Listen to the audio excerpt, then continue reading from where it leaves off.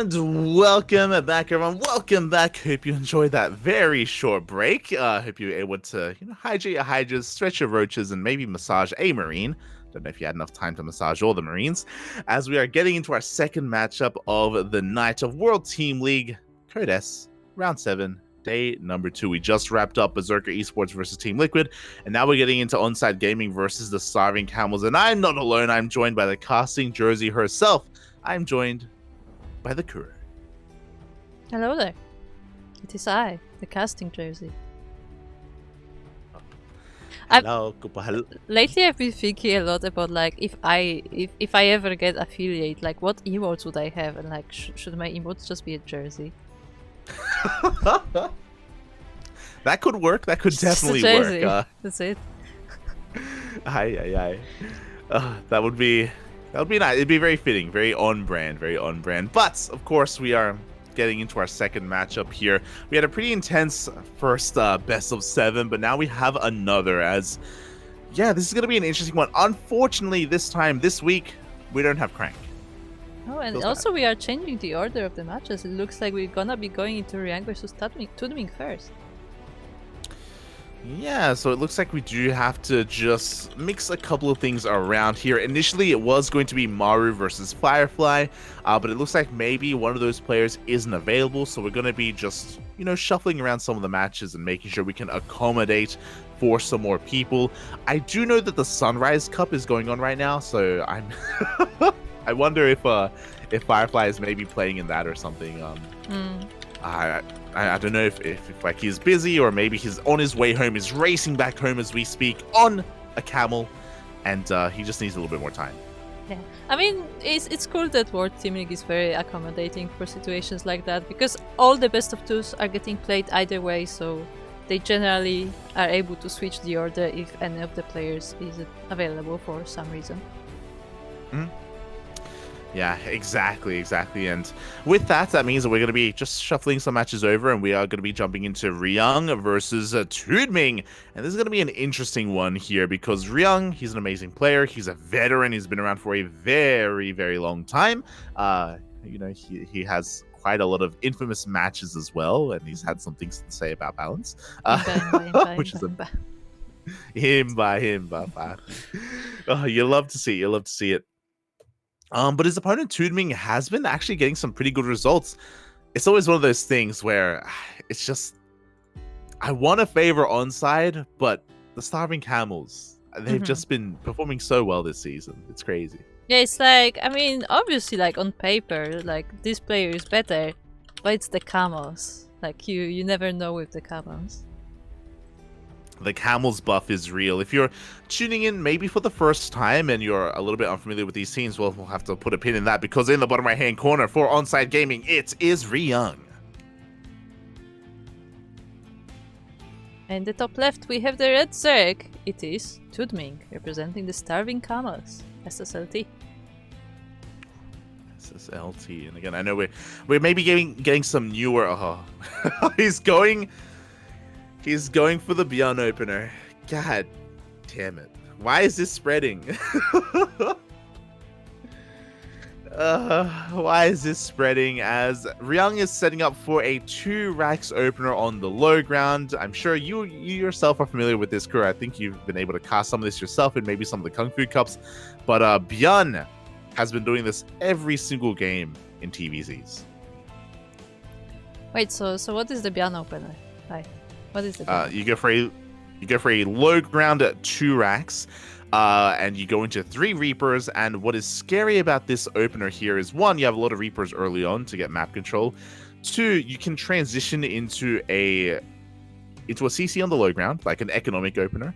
You can transition into a 3rd racks and overwhelm with mass Reapers, or you can transition into an all-in with 4 racks as well. And it can be really difficult to kind of distinguish between the 3 of them. And Beyond is just amazing at just rotating between them and just keeping his opponents just in the dark. And he has killed dark many times with stuff like this. Okay, fair enough. We'll see if TooDming has witnessed that build before. Yeah, again, Beyond does this every single TVZ. Maru has mixed it in every now and then, and if Maru's doing it, it makes sense that Ryung would do it. As it looks like he's going for the more economic variation. Again, this should be 3 Reapers max. He's got 1 on the way. Sorry, he's got 1 out. He's got 2 more on the way, and he should be going into his his natural base behind this.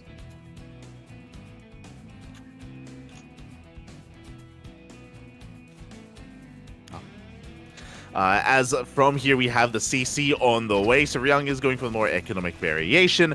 And with that 3rd Reaper being finished up, we're getting into Marine production behind this. So again, this is just designed to get map control, dance with these units, pick off Lings, pick off Tumors, pick off drones, delay the 3rd base, and keep his opponents on a 2-base economy.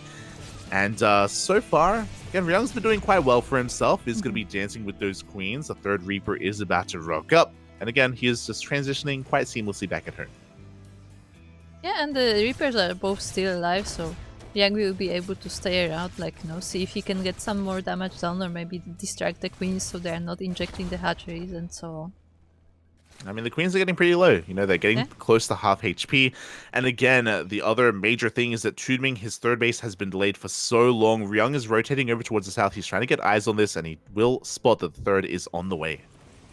Yeah, and once again, he's making another round. The queens are out of position because they expected Ryung in the front, so he's able to at least mess up the mining of TooDming.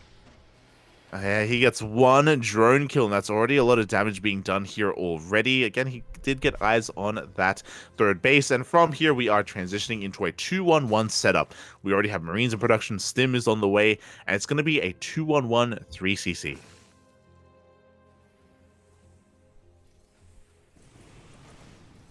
Yes, I'm nodding. And what that is, it's a more economic variation of a standard 2-1-1. 2-1-1, of course, means 2 Raxes, 1 factory, 1 starport. It does lead towards a stim timing with a medevac drop, or with a double medevac drop with 16 Marines, and is typically quite aggressive. But because it's a 3CC variation, it is going to hit later than normal. It does mean that it's going to be delayed. Oh my god, as he's actually going to be delaying that medevac. Okay, looks like we are going for a Banshee instead. And there is Cloak on the way as well, so this will be a committed Banshee, and there are none of the Overlords around, so yeah, we'll see if TooDming can spot it. Yeah, this is ripped right out of Beyond. Beyond does this as well, so it's... It would make sense, all the Korean Terrans generally hang out together. It's true. The Korean Terrans, they have their own echo chambers, and it's a 2-1-1. But with that, instead of medevacs, we did have a prioritization of the factory making the tech lab. We went for the add-on switch, and we're getting into Banshees instead. And this is going to be very, very out of left field. There's no reason for TooDming to have spores in position, because the last thing that you would be expecting are Banshees out of this opener. Well, but Banshees it will be, and I mean, TooDming will have queens, so at least he has that, but the thing is, will he have any detection, because the Cloak is about to finish. Yeah, that's the thing, there's no reason to have to have spores at least. So we'll see how much damage gets done here, as Ryung has done a great job at keeping this hidden. TooDming hasn't been able to dip in the main base, he hasn't been able to scout at the production, and the Banshees are making their way across the map. Cloak is now done. Yeah, it's not Cloak quite yet, but it is now, and has TooDming spotted that something is wrong? Oh, the queen actually moves away from the base as well. Well, I mean, it doesn't matter because there's no way to detect it. The lair just now started, so there is 0 detection available here for TooDming. 0 mining at the 3rd base. Drones are falling left and right. And again, I don't blame TooDming, because there's no reason to have spores right now because of the 2-1-1. And he has lost so much mining time. Oh my god. Yeah, he's making the spores now, but the Banshee for the time being can deal some damage around the bases. And 5 drones did fall down, 2nd Banshee is now in. Yeah, 2nd Banshee comes in. The first one is still alive, bear that in mind. 7 drones fall. Not just 7 drones, but we also had a bit of an overreaction, and I think TooDming made more than 1 spore per base. I think he threw down 2 in the main, and I want to say he threw down 2 at the natural as well, so he was kind of panicking a little bit, trying to get all that up and running. And as these Banshees are crippling the economy, that Marine production has been built up over time. We have a massive Marine army pushing through the southern portion of the map. I like how one of the Banshees was just chilling in the main base of TooDming as well, just, catching the transferring drones on the way. Ooh, but one of them does get sniped, but the Marines are about to move in here. Yeah, the Marines haven't been spotted yet, by the way. TooDming, he doesn't know that the army's in position, and oh my god, he's going to be able to siege up on the high ground. The Marines still on forward, and these queens are looking exposed, but the Lingbane is coming in to support. Yeah, Lingbane is here to support, but this is a nice position for Ryung, so that the Lingbane can't really surround him very well. Now the banings are getting in, and the tank will fall down, but most of the Marines are safe. Yeah, and the Lingbane is gone. The army has crumbled before the might of Ryung. He has a lot of momentum going his way. He's looking to hunt down every single one of these queens. He leaves the hatchery alone because he knows that there's nothing to stop him. Okay, I noticed something funny, but anyway, the drones are falling, the Zerglings are falling. There are still reinforcements coming from TooDming, but this is still nice damage from Ryung. Yeah, I mean, Pure Ling isn't going to do anything. We can see the Lings are just dying. They just cannot keep up with the massive amount of Marines that are available here. The 1-2 punch behind this, Ryung, he's got a third base, he's got 2-2 on the way. GG gets called, and Ryung takes game number 1 as he chows down on some snacks. Oh, he's hungry. Oh my god. Yeah, yeah, he's hungry. Clearly. And were you talking about, did he yawn on his camera? I didn't notice it. No, because you know how for a while Ryung was wearing glasses, right? Yeah. And last week when he was playing his match, like mid-match, I think between games, he took off his glasses and he just played without his glasses, right? And today he just playing without his glasses, and as his Marines were moving in to attack the queens, I just see him leaning into the screen and squinting at the queens and just following them across the screen. Ryung, please. He's pulling an Asher, Poppy. He's like, I don't need it. I can see fine. As he squints and leans into the camera. God, Ryung, Poppy. You have glasses for a reason, Poppy. Yeah, it's like you have the glasses. Why? Okay, sure, I guess. Shaking my head. Regardless, GG well played. A very well executed build from Ryung. Again, this has been, I don't want to say popularized because it hasn't hit mainstream yet, but Beyond has been doing this quite often. Maru has been doing it a little bit as well. Outside of the Korean Terrans, I haven't seen anyone else do it. I haven't seen any of the Europeans whip it out, like Spirit or Hero Marine or Clem. I haven't seen Vindicta or Future mess with it. And even amongst the Korean Terrans, I haven't seen Gumiho or even Cure mess around with it too much. Question. Have you seen Oliveira do it? I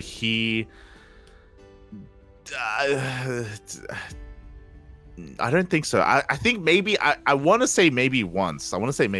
But I think I'm thinking of a different matchup, so I don't think he has. Okay, because Oliveira is one to experiment with different stuff. But anyway, True.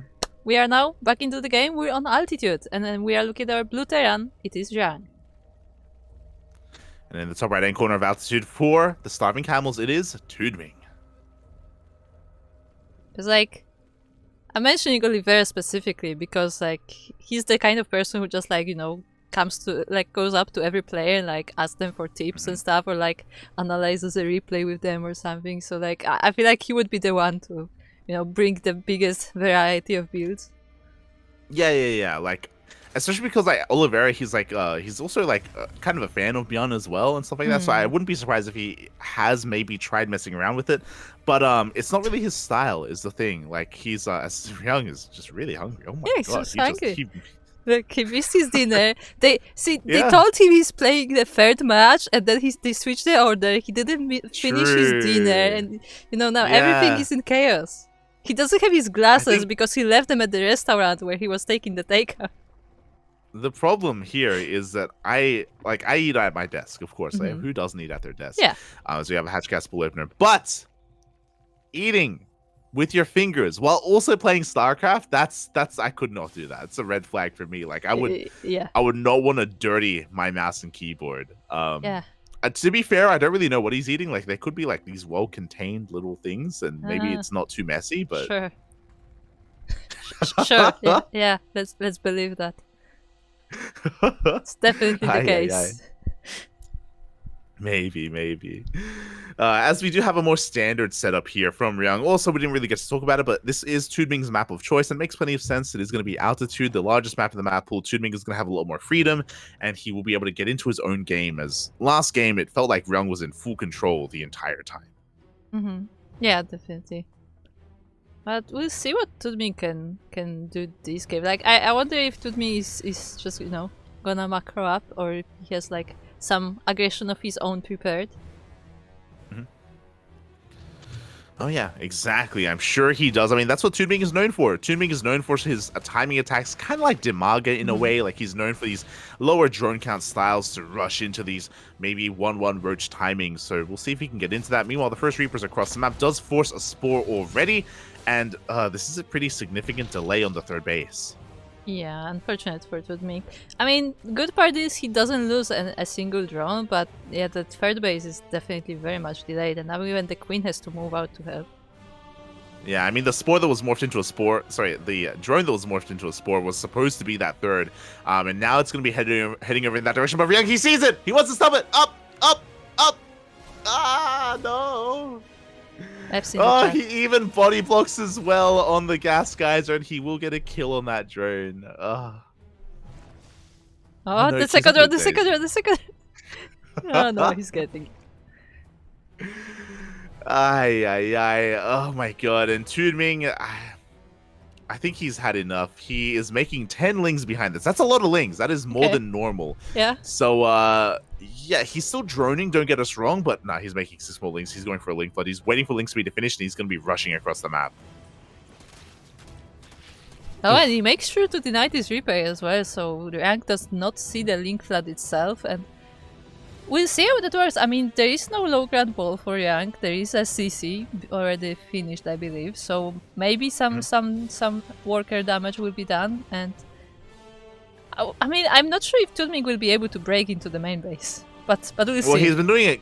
He's been doing a great job at just denying any kind of scouting, and there we go. The Reaper once again is going to be shut down. Lings are racing across the map as we speak, and Ryung did go for a 3cc opener, so he doesn't have a lot at home to defend. He's got a couple of Hellions. He does end up fighting some of these Lings here. Now he's starting to panic, but does he have enough to defend back at home? Well, the Hellions will definitely help, and the Lings line up quite nicely, but only on one side of them. The Hellions will be eventually cleaned up, and a lot of the workers may fall down.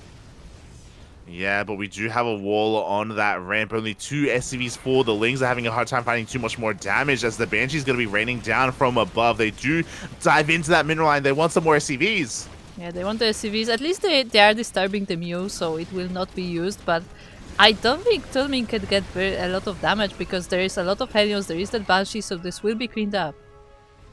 He does get 7 workers, which is nice, but that's not enough damage. And the reason for that is because this is a 3cc opener from Ryung. That's 3 command centers. And because that, he has plenty of, or he can make 3 workers at a time, which is what's happening right now. So he can very quickly catch up. And because that was necessary for TooDming to do even more damage. Yeah, now the Banshee is on the other side of the map. I don't think we have any spores prepared, and the cloak is finished, so the drones will be just dying. Yeah, exactly. The lair isn't done yet either. Oh my god, the drones are being chased out into the open into another Banshee. This Banshee is even cloaked. Just kill the drones. Why don't you? Yeah, I mean, it looks like the entire mineral line is going to go down. This spore was way too late. TooDming, I mean, he should have been aware of the 3cc opener. He should have been ready here for these Banshees. This is a standard opener from Ryung. This isn't fancy like game 1. And behind this, it is Mech. He threw down 2 more factories, 3 factories in total, and he's going for the new Banshee mech with Hyperfly Rovers. Oh, okay. I actually haven't seen this flavor, the Banshee mech. I'm interested. It's basically a variation of Battle Mech, so it's like Hellion Cyclone Banshee, like very active, very fast, very again active style on the map. It's not slow, thankfully, and there's Macville accelerators on the way. That Cyclone upgrade. Oh, so Ryung is just going to be going for hyper efficiency here on altitude.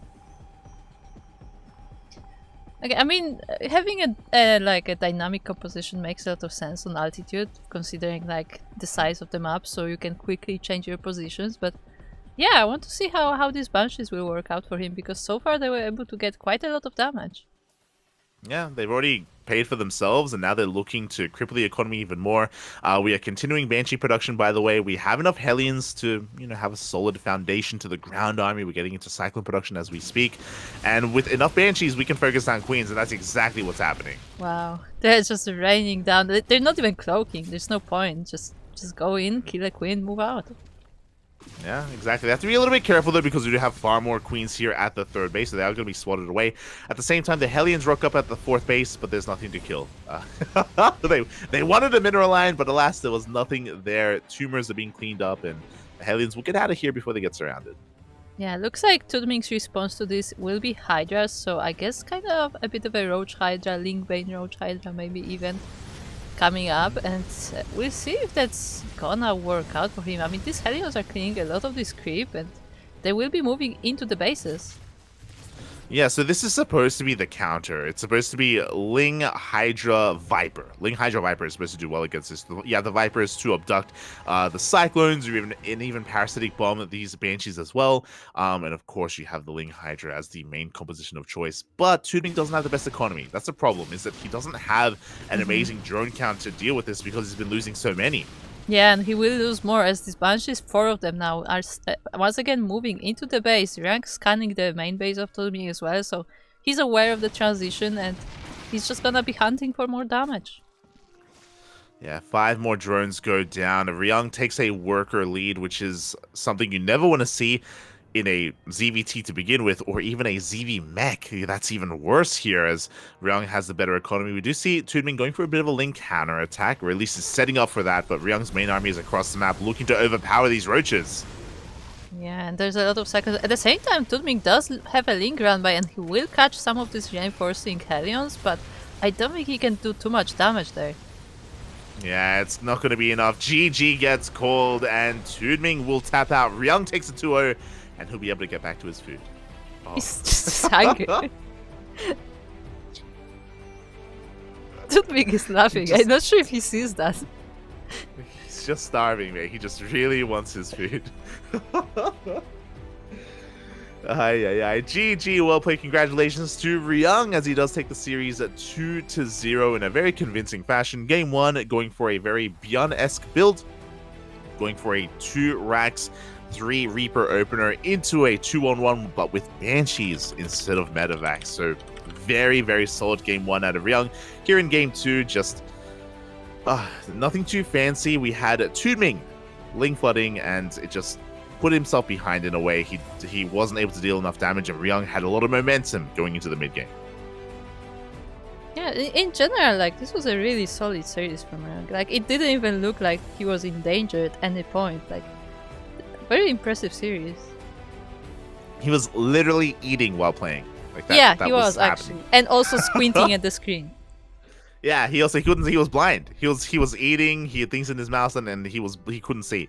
And but the confidence oozing out of Ryung was insane. And yeah, again, a really strong start here for Onsyde Gaming. It was just his confidence, like, alone that directed the units. It's just yeah. Not even controlling it with its mind, just the confidence alone, just his presence. Yeah. He knows where they need to go, like Crank, he was able to teach him how to play blindfolded, and Ryung, he took that upon himself.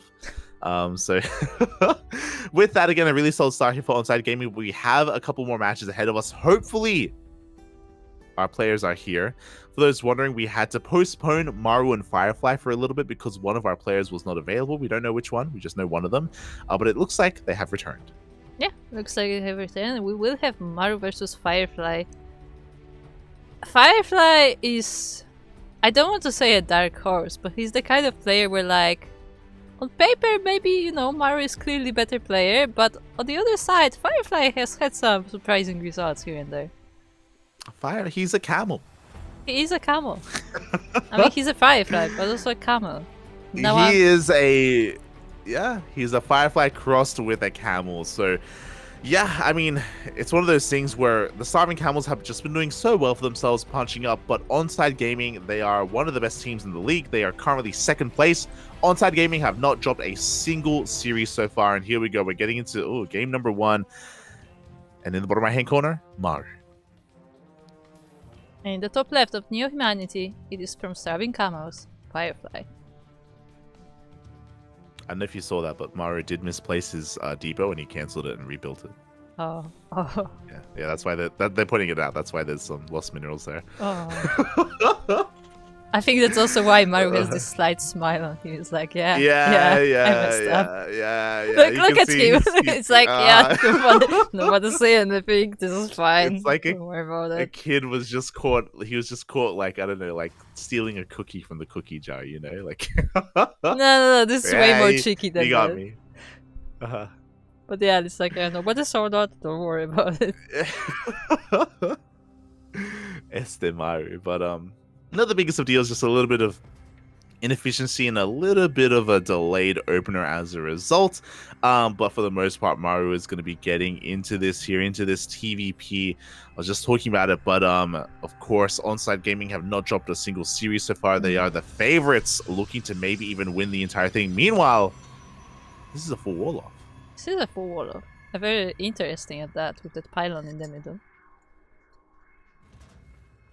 Yeah, very interesting opener here by Firefly. Meanwhile, Maru, I believe, as he typically does in this matchup, he didn't go for an SCV scout. He is skipping the Reaper scout as well. He's going for a reactor first, so he's not really too concerned with what Firefly is up to. Yeah, I guess, I mean, neither of them is really scouting the other, so I guess both of them have a plan for this game, and they're just gonna execute the plan and see how it goes.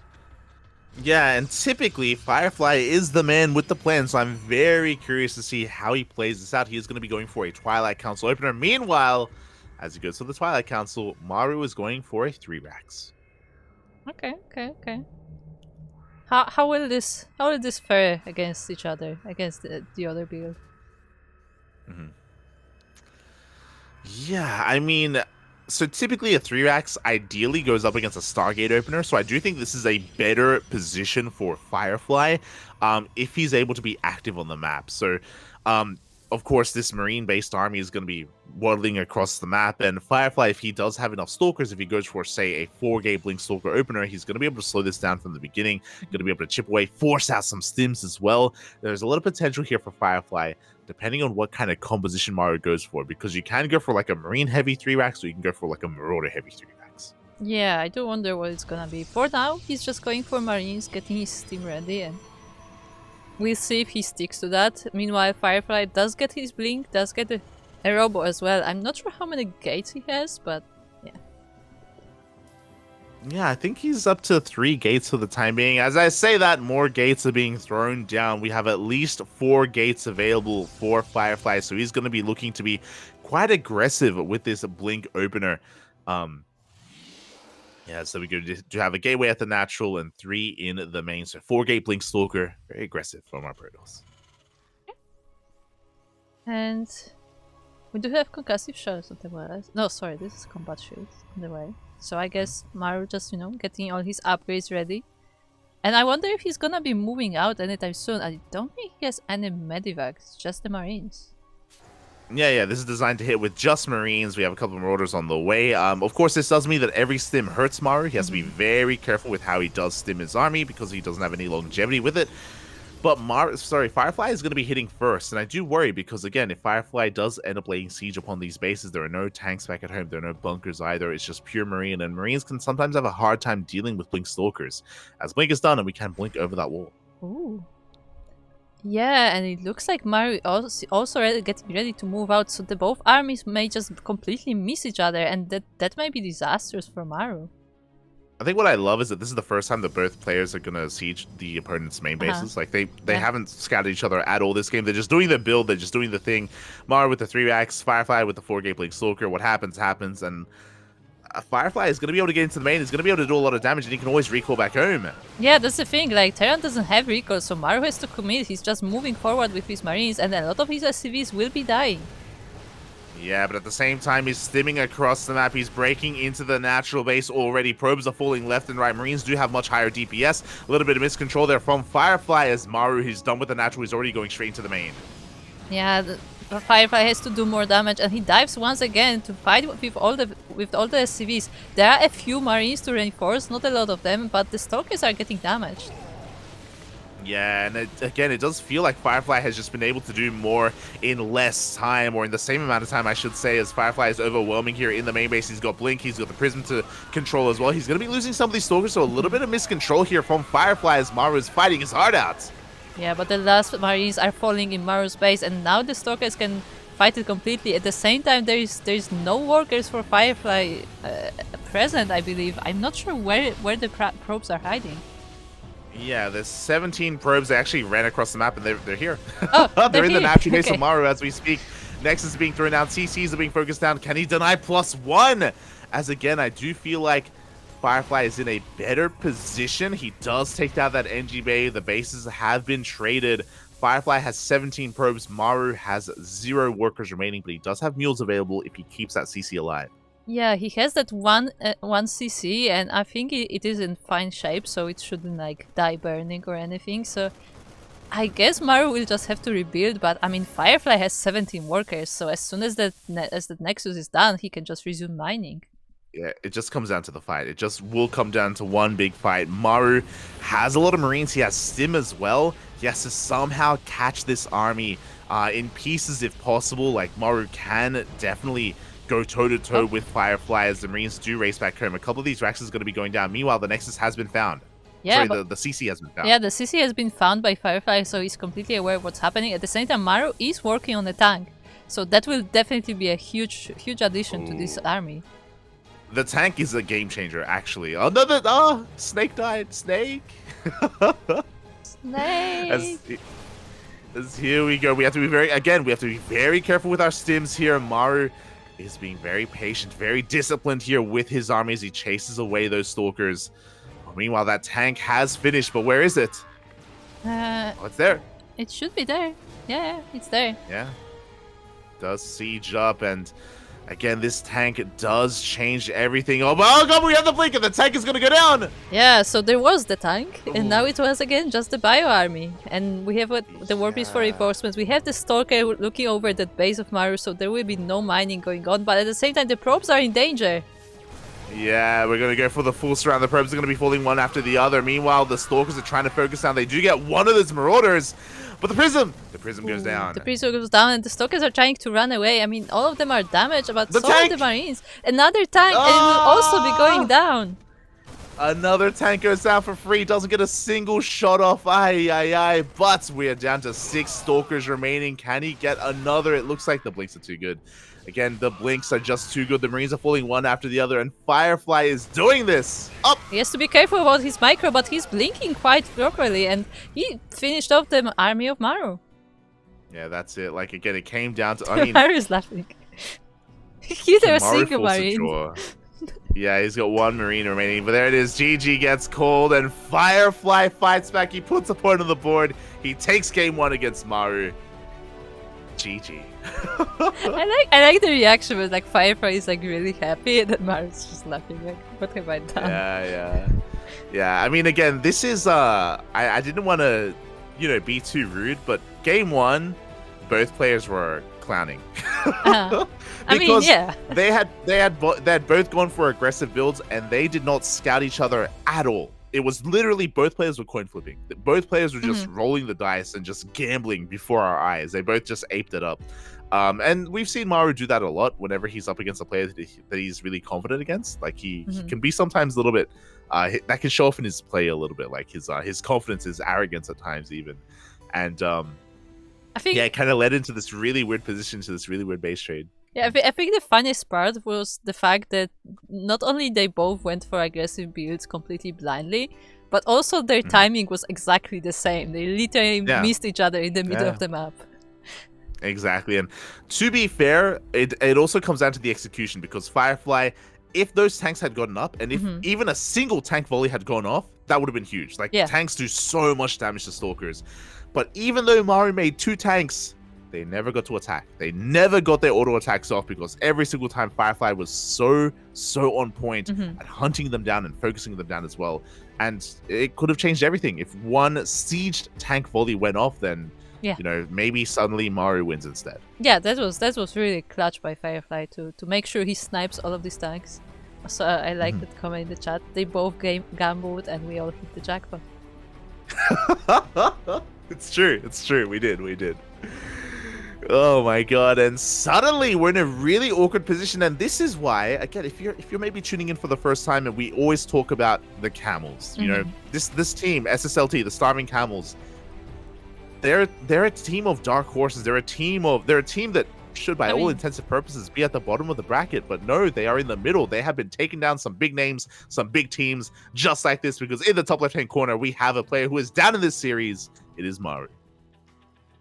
And in the bottom right, we have the red Protoss. It's Firefly. It's a camel.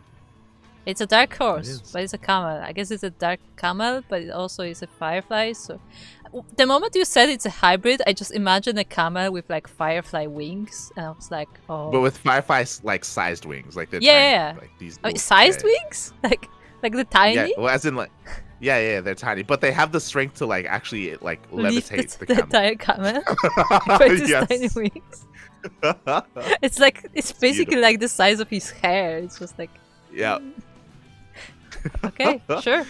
And Maru is doing Maru things. He's down in this series, but you know what? That won't stop him from going for a proxy rack. So there's 2 gases behind this as well. I'm really curious if he's gonna throw down the factory at home, or if he's going to go for a proxy 1-1-1 like what Beyond did.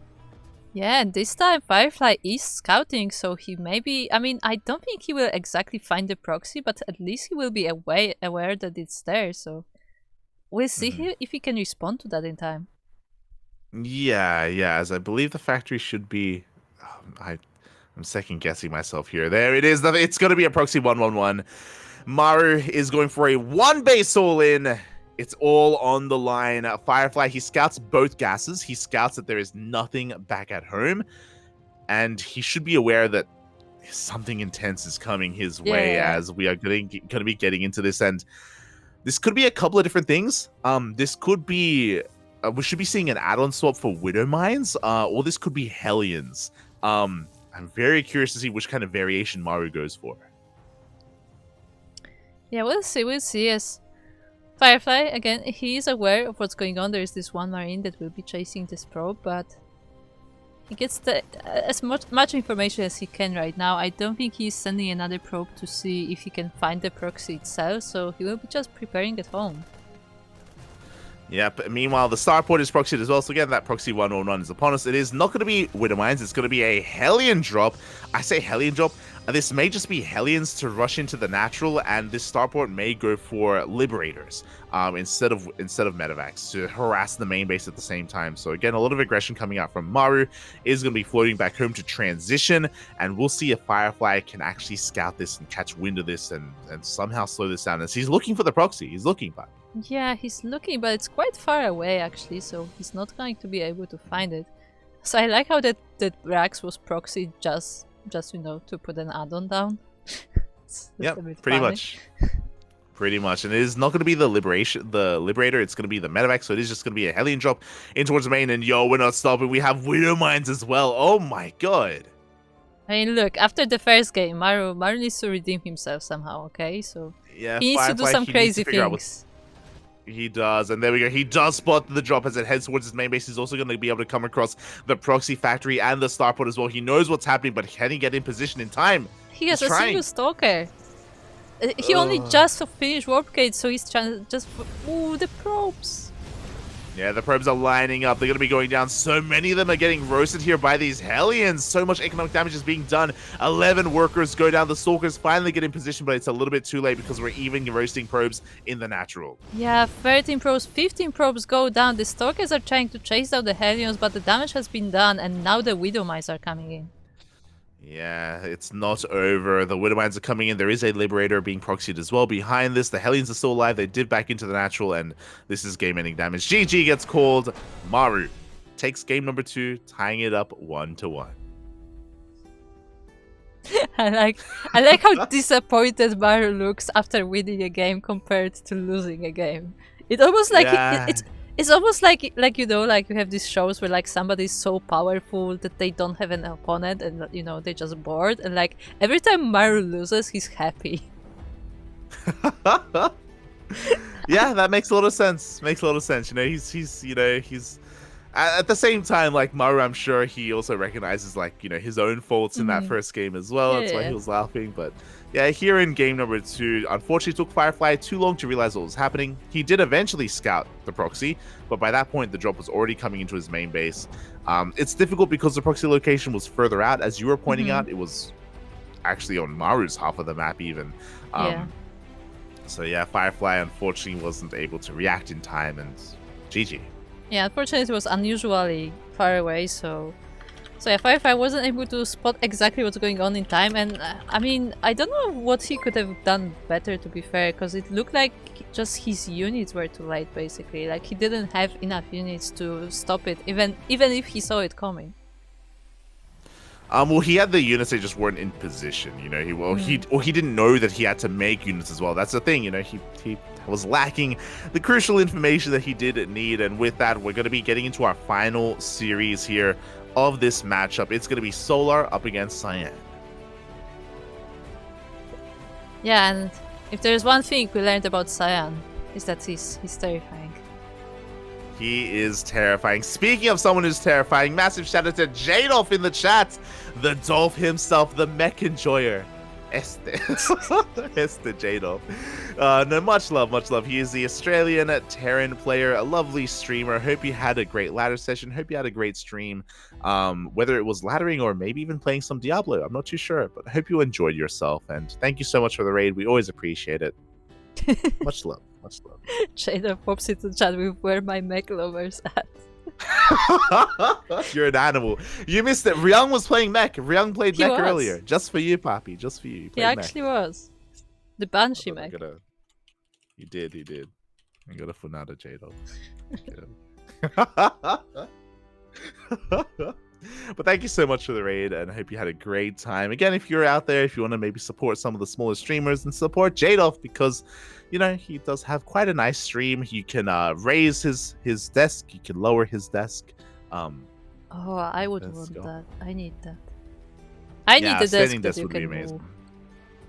Yeah, I've thought about it before, but standing desks they're expensive. Not something that I can afford right now. See, my but- problem is not even that. Like, sure, like that is a problem that they're expensive, but every time I try to look at desk, I'm like, why are they so small? Like, you have so much like equipment and stuff, and like why are all these like desks like so short? They're often wide, but like very short, where like your screen is like literally in front of your face. It makes no sense to me. Yeah. Oh boy, but this is also a good kind of moments. Everyone, posture check. Make sure that there's no slouching in the chat, and that you're able to make sure you take care of your bodies, you take care of yourself. As we get ready for our final best of 2 here, we have a bit of a delay though. It sounds like so. I was curious when we kind of skipped over Maru versus Firefly and we went straight to Ryung versus TooDming. It's possible that a player, either Solo or Cyan, is also maybe not available. Yeah, it is possible. And that's why we had to disturb Ryung's dinner. Yeah. Okay. Ryung is just... He's a character. That's all. He's a tuna. He's a tuna. We love him for it. So yeah, we'll see how this does turn out. I mean, Solar, he was playing in KSL earlier today, so I mean, he's around, but yeah, hopefully he's able to make it home in time for this match. Same for Cyan. Yeah, sometimes it's just like technical issues, before the game, like apart from like the regular lobby stuff, etc. Like they also have to set up the cameras, like they have to get into the code, they have to make sure like the cameras are working. So it's like there's a lot going into like the production of a stream like that. So sometimes things just don't work on the first try. Yeah, it does happen from time to time. But it looks like the players are indeed here. We're getting ready for I'm so scared of Cyan. This lovely ZVP Cyan just looking at the camera dead in the eye. I'm scared. Because the cameraman is not leaving this room. I don't know what it is, but like when he looks into the camera, it's just so scary. how dare they take his photo? You Oh know, my he's God. meant to be on the down low. He's meant to be in the underground, and he's been caught. He's been had. I mean, it was the same if you remember that Cure celebration where like he also like did the celebration and then he just stared into the camera. I'm like, oh my God. Hi. But we are getting ready for this, and yeah, Cyan is also one of those players that has been able to cause some upsets here for the Starving Camel. It isn't just Firefly carrying his team. A lot of the players on the Starving Camels have been fighting or punching up, whether it's TooDming or Cyan or Silky as well. They've all been really pulling their own weight. I guess more recently, for those wondering, Cyan did go 1-1 against Scarlet in a PvZ. And also recently, Cyan did, if I'm not mistaken, let me just double check. Cyan also went 1-1 against Cure in a PvT as well. So Cyan has been taking games off of some of the best players in the world. Yeah, like that's really crazy about it. Didn't he also like have like a good run in a tournament recently? Like in an ESL Open Cup or something like that? I remember him like going in a bracket and like beating a few good players like on the way.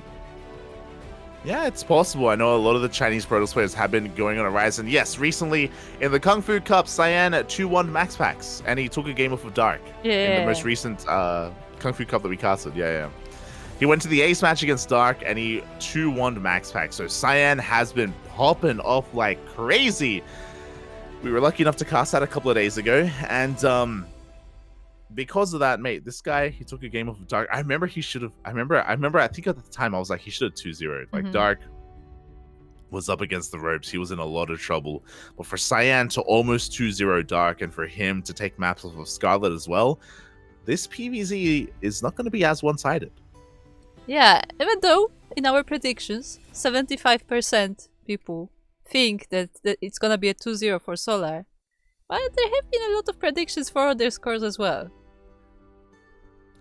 Yeah, you know, the Starving Camels, they're fierce. They're starving. They want that food. They want that money. They are jealous that Ryung has been able to chow down while playing as well. So we'll see if they can fight back in the end. Like, do you recognize the title that's referenced in the chat? Because I don't. Title? Miami Surf Ninjas Strike Back. I have not watched that movie. I don't know if I should. That sounds like an awful B movie. That's what that sounds like. But anyway, we are now into the game, and we are on Royal Blood, and it's the Blue Zerg player Solar. And spawning in the top right-hand corner of Royal Blood, we have for the Starving Camels, Cyan. Oh, this looks amazing. They're surf ninjas. They're like surfer boys, but they're also ninjas. I haven't seen this movie, but I've seen something similar. There was a fad. There was a fad in the early 90s where there were like a lot of ninja movies. Like I think it was after Karate Kid. There was like oh god, what movie am I thinking of? I watched like there was like Three Ninja Kids. I don't know. There's a lot of bad movies out there. I mean, yeah. Hi. Cyan Three ninjas. Cyan is gathering the energy for the series. Three ninjas. I've seen this. Okay. I've seen. Yeah. That's it. That's what I've seen. I have no idea what it is. It's awful. Hi. But here we go. We're getting into our game, and Cyan. He took off his jacket. He did. That's why he had to gather the energy, because he can't get it from the jacket. Yeah, the jacket is off, the V-neck is on, the chest is exposed, and is that enough to bring down the power that is Solar? We're here to find out. So far, some pretty standard openers. Solar going for a hatch gas pool is forced to take the unnatural natural as to be expected, but my eyes are on Cyan. What is he going to bring to the table here? How is he going to be able to overcome the might that is Solar? Show us, Bob. I was gonna say, like, is this the evolution of the V-neck? Is that the kind of shirt you're gonna be wearing next? Yeah, this is like a V-neck, but like to the extreme. Yeah, it's like barely This like doesn't- sticking to the shoulders, you know. It's barely hanging onto the shoulders. It is like one like knock of the table and it just falls off, Bathy. It's just gone. Oh my god. That is. It's not even. It could. Yeah. Like I don't want to call it a deep V-neck because it's not even about its deepness but wideness, I guess. Yeah. It's wide. It's the neck is just out for everyone to see. I don't even know if that's a shirt. Do you think this is like a special shirt for like, you know, people who go to the gym and have these like huge muscles Protoss here? players. Protoss players? Yeah, sure. Sure. It's a special shirt for Cyan specifically, you know, like this. He just cannot be contained by, you know, your typical fabrics. He has to be free. He can only be contained by the jacket. By the jacket. Yeah. It's jacket or nothing. And we're almost at nothing.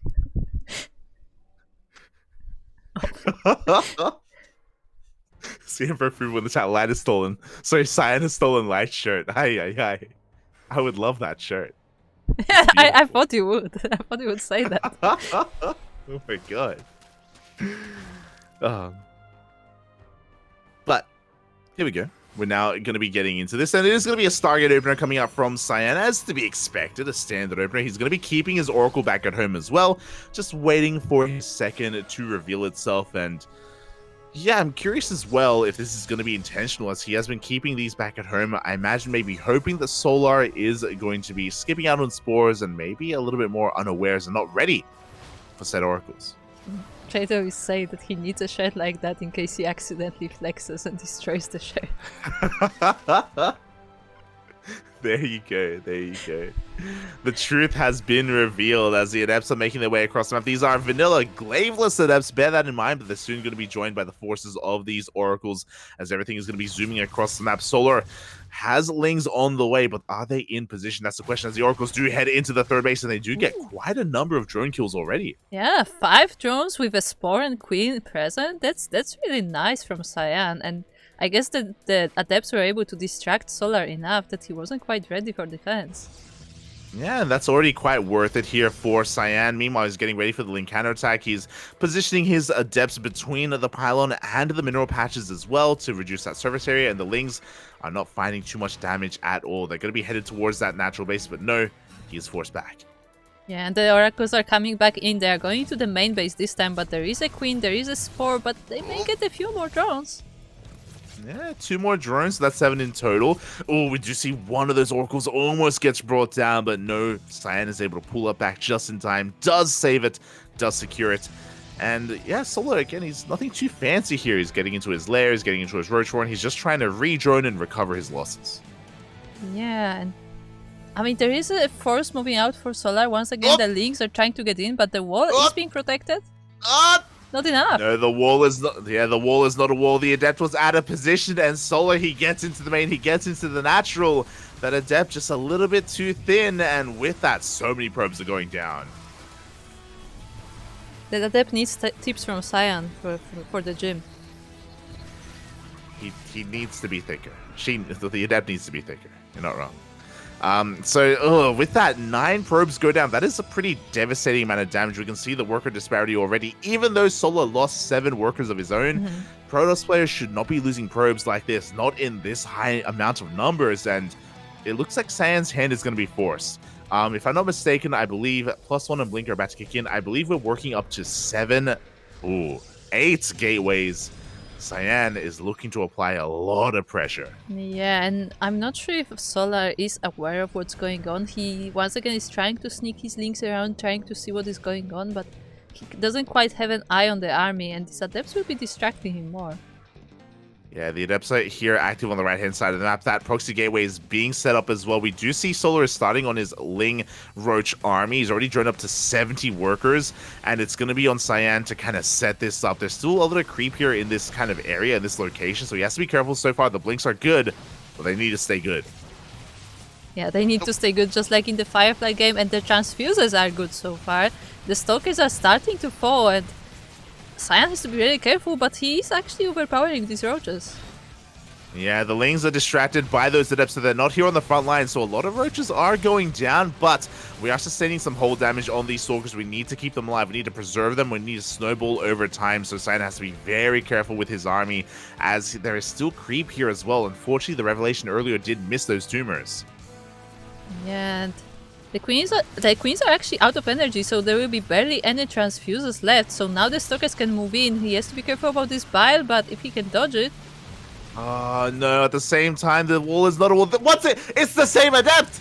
It's once again just not thick enough. The Lings, they get into the natural, they get into the main base. Pros are falling left and right, and now Cyan is distracted. And with that distraction, a lot of stalkers go down. Yeah, loses a lot of stalkers, loses a lot of probes. He warps in a few units back home to defend, but they can't clean up these Ducklings fast enough, and a lot of their units fall down as well.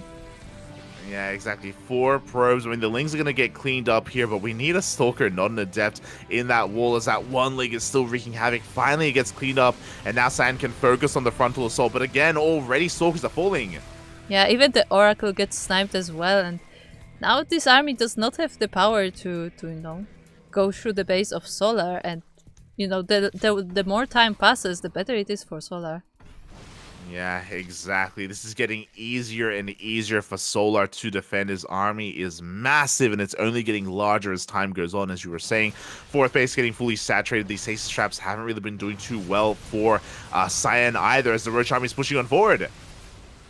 Yeah, Cyan is trying to blink back. He's catching a few roaches here and there in this stasis, but if you just look at the armies, like the Solar's army is just so much bigger now. It's so big, it's so huge. Lings are coming in for maybe a wraparound, or maybe they're just going for another round by, because why the hell not? Once again, the Stalker army is forced back. This time, the wall is the wall, thankfully. Cyan is keeping an eye on that, but Solar is close to maxing out at this point. Yeah, and he's like easily defending these attacks, and now this proxy location is in danger as well. Solar is just looking to collapse on it. Yeah, like Cyan was so committed with this push, he had to do damage with it. There was no 4th base behind it. There was no additional upgrades, no additional tech. There was no Bay, there was no Robo. Like, this 8-gate style has to snowball. It has to overcome and break the 3rd. But it didn't manage to do much of anything. It traded with roaches, and not even efficiently. Yeah, it traded with roaches. There is a 4th up and operational as well. And now the Stalkers are being pushed back. A lot of them will be falling down, and the stasis don't help at all. Yeah, they're not helping at all. They have been triggered by a couple of Lings, by a couple of roaches here and there. So great control coming up from Solar. We have a slow bailing Waddle by going in towards that into that 3rd base. And it looks like they will not make it in, but they do bring down a pylon. And they didn't need to make it in because Solar already has a massive amount of army. He doesn't have the highest drone count, to be fair, but he has a big arm. Yeah, he has a big army, and he will be using it soon. It looks like he's looking for a nice area of attack. The Lings run once again, but they meet the Stalkers, and I guess Solar will have to go for a surround on this army, right? Yeah, I mean, he does have an army on the right-hand side of the map, so he is setting up for a surround. He's coming in from behind as we speak. The surround is upon us. The Stalkers have to get the hell out of here. The stasis trap is triggered, and once again, as Solar is just encapsulating this army. So many Stalkers are going to be going down, and Cyan, he just cannot replace them. He goes for an adept counterattack, but they're also being cleaned up. Yeah, and the roaches do not stop. They just move forward. They move towards the Stalkers. There is an overcharge, but it cannot heal all of the Stalkers at the same time. GG is called. GG gets called, and Solar just shuts down the... Oh my... Look! Did you see that cup? Yeah, sure. Oh my god! I don't think that was a cup.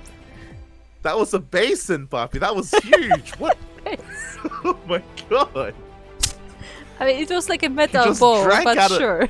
Yeah, he like drank out of a pot from a stove or something. It's like a mixing bowl. Yeah. What's he drinking out of it? What's he mixing? What's he cooking? What's cooking? Oh. It's the protein for the gym.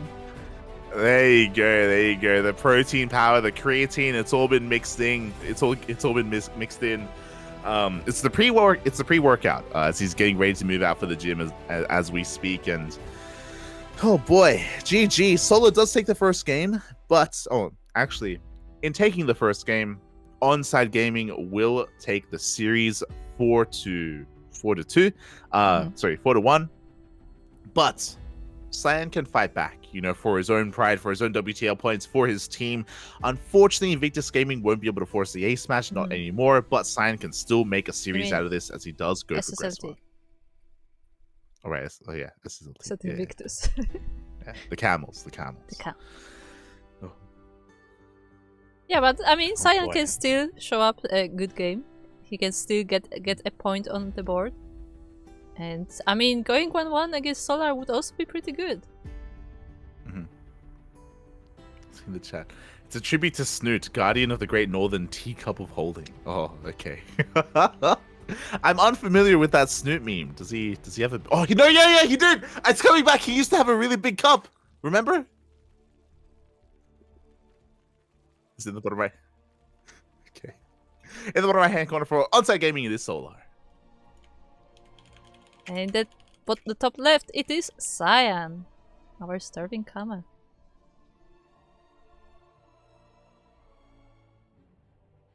Am I crazy? Am I forgetting something? I don't remember the Snoot teacup meme, so I cannot help you. I could be confusing him with Rhett, because I know Rhett was all about tea. I remember I vividly remember that. Shout out to Rhett, by the way, but I'm googling this.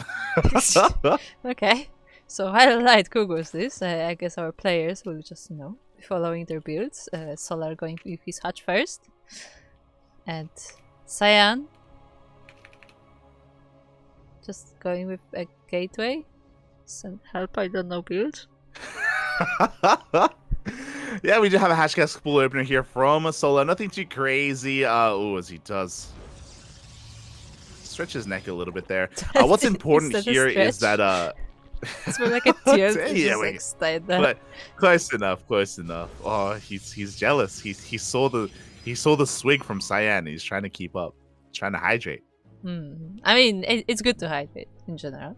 Yeah. I also have a Big 100%. Mac. Big Macs are good. There you go. They are. They're beautiful. But yeah, what's important is that Solar was able to get his natural. I was unable to see it was a 15 hatch. Unfortunately, I wasn't quite able to confirm that. But Solar I was a little bit distracted by googling some tea. But Solar was able to get his natural base up and running. With this, he can set up for it a little bit easier defensively to deal with Glaive Adepts. So Twilight Council opener from Cyan wouldn't be the wisest of choices. Okay. I guess we'll see what our players go for, and we do see a Stargate from Cyan. I mean, his Oracles did decent damage last game, so he may just go for that again. Oh yeah, he may go for that again. Also, I completely agree with Ordi as well. I was gonna say during the cast, but that Adept needs to be fired. It's not. The Adept was not a good bouncer last game. Yeah, Twice, Papi. It has to be sent to the gym. It needs to grow. To grow. It needs to be watered. I mean, true, because protos are like plants, right? Like they eat by photosynthesis. So I guess you water them to grow? Question mark. This is lore. I just picturing Zeratul and somebody's just like, just watering him quietly as he just stands there like completely soaked. Look, you gotta do what you gotta do, okay? It's like the Terras watering him and he just stands there like done with his life,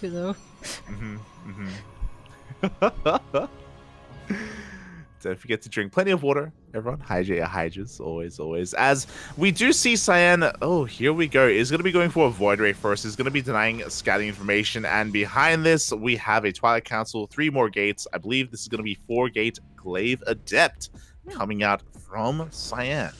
Yeah, I could definitely see that happen.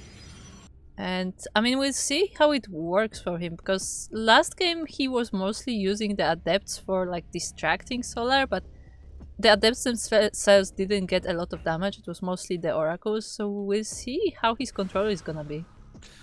Yeah, we'll see if he can get away with this, because again, this build is designed to be hidden. It's designed to catch. Oh, but Solar, he is playing safe anyway. even though he's up against the Stargate opener, even though he sees the third base, he throws down a Roach Warren. I was about to say this, that this build has been really trendy over the past month, maybe 2 months, and because it's been trendy, Zerg players have been catching wind of it. They have been playing it safe, and as a result, Solar is not skipping that Roach Warren.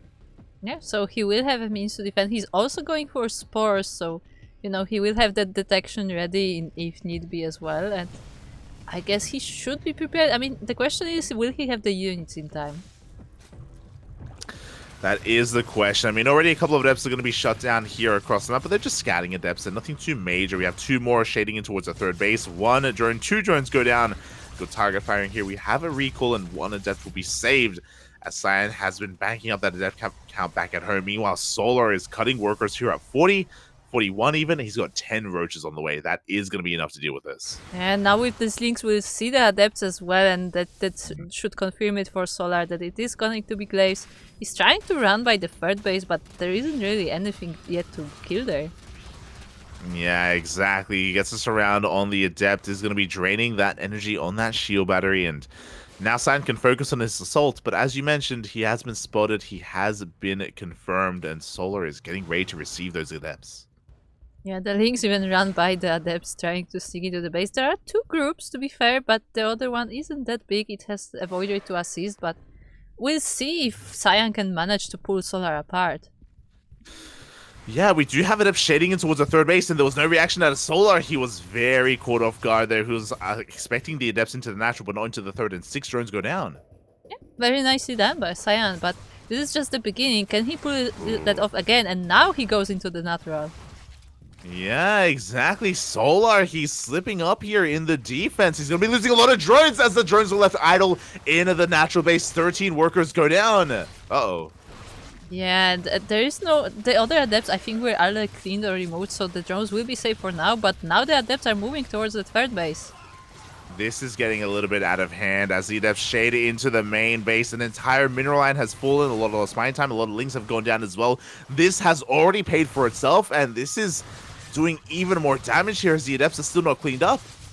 Yeah, the adepts are not cleaned up, and they will be doing more damage. 19 drones are falling down. Eventually the adepts will die, but that is a lot of damage from this opening. It really is. 20 workers go down behind this. Cyan has transitioned into Blink, as Blink is about to finish up. He should be throwing down his Robo and his Forge momentarily as well, but Cyan is in a really good position, and Solar, that was far too much damage that he sustained. Yeah, also this Void Ray is still alive and it's going around hunting down Overlords, so it is denying the vision for Solar. He has to send out like units to you know, check on the bases of Cyan what is going on, but now Stalkers are moving towards him. Oh, the Queens! Yeah, the Queens try to shut down the Void Ray, but 3 Queens go down in the blink of an eye. And I love this from Cyan because Solar has been droning. Solar, he lost 20 workers. He's been trying to rebuild every single worker that he's lost desperately. The Queens go down. The Void Ray has free reign, and Cyan is going to be breaking through. Yeah, the Void Ray has to dodge the bites, but so it does. And now it's just this small group of roaches, and Solar just tops out. There it is. GG. Well played, Cyan. Oh, he's gonna date with the gym, but he's gonna get the hell out of here.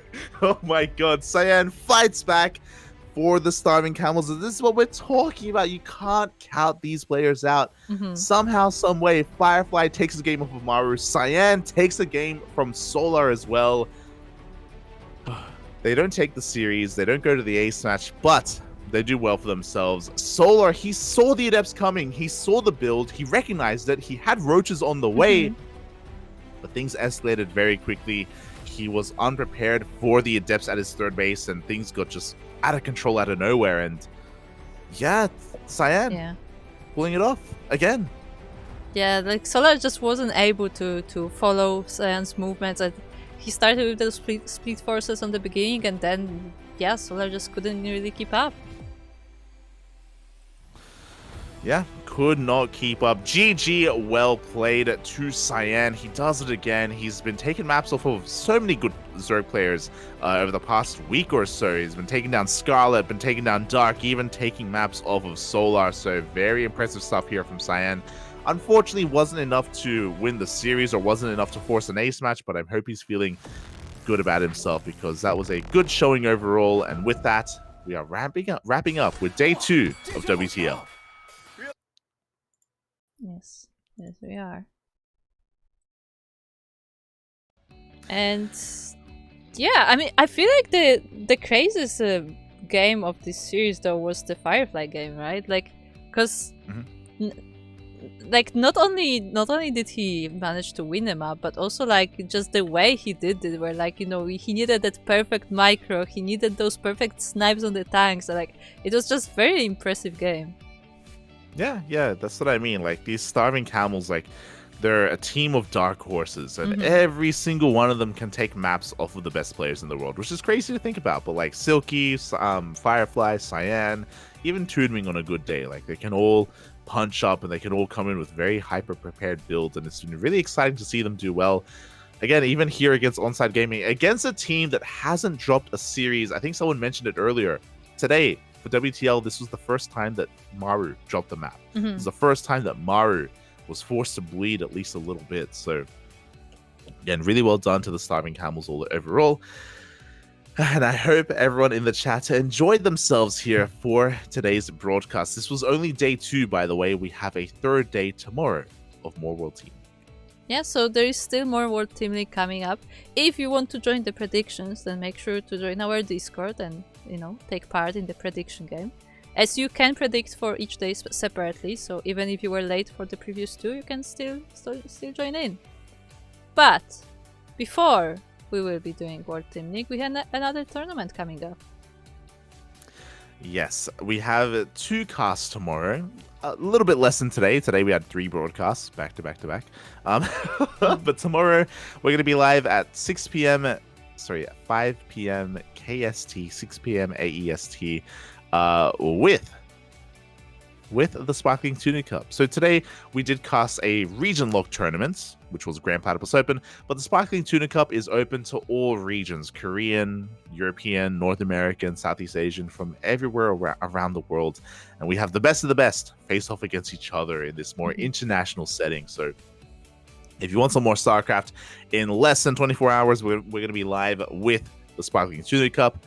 In also slightly less than 24 hours, we're going to be live once again with day 3 of World Team League. And the matches that are going to be before us are going to be Starlight Twinkle going up against Dragon Kaizi Gaming, and Shopify Rebellion going up against Psystorm Gaming.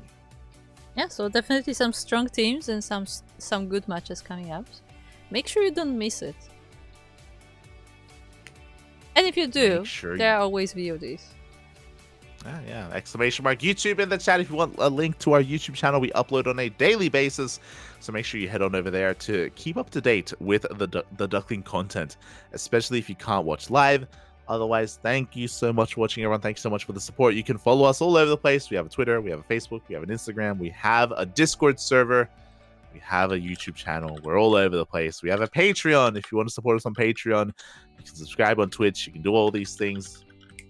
More importantly, you can follow us on Twitch as well for some more Duckling content, some more Duckling action. Kura, why don't you let the people know who you are and where can they find more of you? I'm the casting Jersey, who's doing all the behind-the-scenes stuff for CranKy Ducklings. I'm usually not the caster, but I do all the things around. Sometimes I do the production for streams, I do overlays for streams, I do tournament brackets, basically like all the things around the stream are generally done by me, except for like cutting boards. But yeah, anyway, I'm generally the behind the scenes person, so if you want to catch me, I'm usually on the CranKy Ducklings Discord. But if you want to see some of my own stuff, then you are free to follow me at twitch.tv/16squadsanseki, where I may just stream Skyrim for no reason. Skyrim? Yeah, I was like looking at the list of the games that I own on Steam. I'm like, what have I not played? Oh, I never played Skyrim, and I own it. Fuck it, I'm playing Skyrim. Shaking my head. That's gonna be quite a venture. I think I have like 600 hours in Skyrim or something. I've got maybe like 300. I got hundreds of hours in Skyrim, and I still haven't finished the game. Like, I haven't finished like the base game. Wait, you can finish the game? I mean, there's a limited amount of quests. Yeah, I Okay. guess you can finish it. Put in a lot of hours into Skyrim back in the day. Oh my god! But yeah, with that, I followed him on through. So I haven't seen the stream. Kura's been live. There was a stream last week. There was a stream last Saturday. So yeah, there was a stream. A single one. Don't worry about it. Meanwhile, if you're interested in some of my content, !light in the chat. I am live throughout the week whenever I can. I was actually live earlier today, just before KSL. I streamed for like 45 minutes, just a really short ladder session. But yeah, if you're interested in following me, I do ladder whenever I can throughout the week, whenever I'm not casting, whenever I'm not busy casting that evening. But I'm also going to be playing some Diablo 2 this week. Sorry, Diablo 2? What? Sorry, I finished Diablo 2. I'm going to be playing Diablo 4 next week with Asher. Asher and I, we're going to be streaming together. Maybe some other Ducklings will be joining us. And we're going to be streaming through Diablo 4. We aren't a part of the early access of Diablo 4, so we're waiting for the game to be released. And we'll be streaming there on our channels. If you're interested in following the Ducklings, we got you covered there. We got you covered. Hard is like time for a 24-hour ladder session before the next cast. Oh, no.